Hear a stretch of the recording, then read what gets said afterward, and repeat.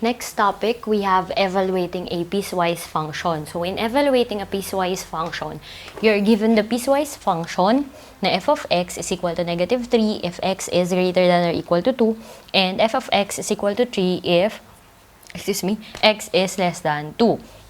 And we have to identify f of x or the value of y if x is equal to 4 and if x is equal to negative 3. So, how are we going to do that? We will just do this na like nag-evaluate kayo ng function na or kaya ng value ng y given the value of x. All you have to do is substitute the given value of x in the given function, tapos you solve for the value of f of x or yung y mismo. Pero, since this is a piecewise function, we have to parang consider the restrictions for the values of x. Na for example, if you're asked to identify the value of f of x, if x is equal to 4, so we have to get the value of f of 4. Ma'am, bakit naging f of 4? We just changed the value of x here into 4.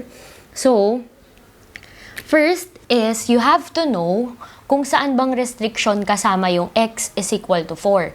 Is it in the restriction x greater than or equal to 2, or is it under x less than 2? This is positive 4, so it belongs to x is greater than or equal to 2. So, meaning to say, since x is equal to 4 belongs to the restriction x is greater than or equal to 2, we have to use the function f of x is equal to negative 3 and not positive 3.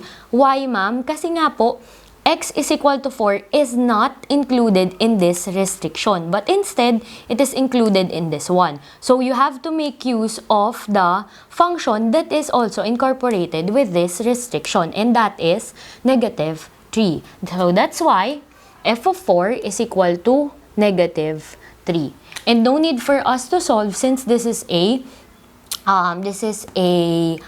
constant function. So, no need to substitute the values of x kasi nga constant siya. So, meaning to say, f of 4 is equal to negative 3, or the value of f of x if x is equal to 4 is negative 3. Or, pwede din, the value of y if x is equal to 4 is negative 3. They are just all the same. So, ganun lang. Let's have another one. What if x is equal to negative 3. So, if x daw is equal to negative 3, first you have to check which restriction the negative 3 belongs to. So, yung negative 3 ay greater than or equal to ba, or is it less than 2? It is a negative number, so meaning to say it is less than 2. And since it is included in this restriction, we have to make use of the function that is incorporated with this restriction, and that is f of x is equal to 3. So, f of negative 3 is equivalent to 3.